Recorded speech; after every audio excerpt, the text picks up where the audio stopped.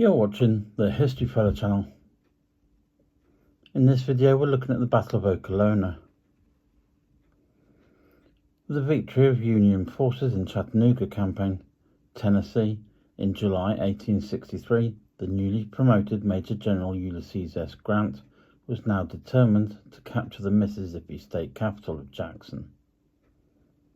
Leading 50,000 men of the Army of the Tennessee, Major General William Tecumseh Sherman besieged the remnants of the Confederate Army of the West, commanded by General Joseph E. Johnston in Jackson, who would withdraw his men rather than risk capture, leaving control of central Mississippi to the Union.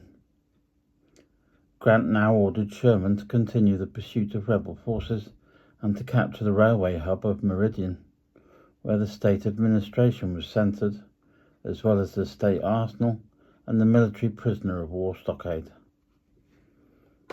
When he departed Vicksburg with 20,000 men on February the 3rd, Sherman hoped not to only capture the town, but to push on into Alabama as far as Mobile, and if practical, leave in his wake a trail of destruction in the interior. He had dispatched orders the day before for 7,000 Union cavalry under the command of Brigadier General William Soy Smith, stationed in Memphis, to rendezvous with him at Meridian, traveling via Okolona, Mississippi, and along the Mobile and Ohio Railroad by February the 10th. Both Smith's and Sherman's commands coordinated with a series of feints planned by Sherman to conceal his real target and divert attention from enemy forces along the intended route. Finally recognizing the threat, Richmond's War Department issued orders for the local commander, Lieutenant General Leonidas Polk, to converge on the scant forces available to him to stop Sherman's march. Polk, though, demurred and instead ordered the evacuation of Meridian 2 days before Sherman's column arrived on February the 12th, destroying railway stock in and around the town. Sherman was still expecting the arrival of Smith's horse to swell his numbers and to allow him to continue his march towards Alabama. Smith departed, however, mysteriously delaying his departure for 10 days, until February the 11th. As his troops rode slowly, unopposed through the muddy roads of the countryside, destroying railway lines, telegraph cables, burning crops and barns, and also freeing 1,000 slaves. By February the 20th, Smith was still over 90 miles away, leaving the frustrated Sherman to reluctantly head back to Vicksburg. When news of this reached Smith, he ordered a halt and headed for Okolona.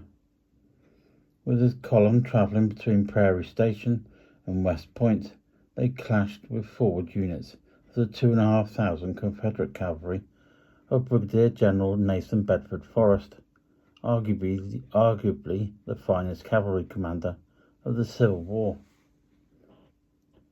On February the 21st, concerned about the size of the enemy he faced and fearing the fate of the slaves he'd just freed, Smith ordered a withdrawal back to Okolona. Bedford Forrest, although outnumbered, was eager to chase down his retreating enemy. A brigade under the command of his younger brother, Colonel Jeffrey Forrest, skirmished with Smith's rear units, slowing down his march as he retreated towards Okolona itself. Forrest Sr. arrived with his main column at dawn and immediately led the first attack across the prairie south of Okolona itself. The Union horsemen had by now dismounted and constructed a series of barricades to shelter behind as the Southern cavalry attacked their front, while other units probed around Smith's flanks to find a weakness in his line. Once established, a gap was exploited until Smith was forced to order a speedy withdrawal, leaving several cannons for the rebels to capture as they hastened to establish a new defensive line on a nearby ridge. The rebels quickly attacked again, with Forrest's younger brother being killed in the first wave. The Confederates kept up the momentum all day, driving Smith's command from one defensive position to another, until only a lack of ammunition prevented Forrest inflicting more Union casualties. By now, Smith was content to escape back to the safety of the Tennessee border, arriving on February the 26th. He'd lost over 380 men killed, wounded, or captured, and failed to support Sherman's campaign, for which he was severely reprimanded. With failing nerves, he would leave the military in September of 1864. The destruction Sherman wrought on Southern infrastructure in his Meridian campaign would be a precursor of what he would do with a much larger force on his march to the sea through Georgia that November. As for Bedford Forrest, his reputation as a brilliant guerrilla leader of horse was now firmly established in the minds of Union forces, who would see him as a major threat to their lines and communications until the end of the war. If you found this video informative, please feel free to give it a thumbs up, and could you please do me a favour and subscribe to the channel. And I thank you very much for listening, and I shall see you in the next video.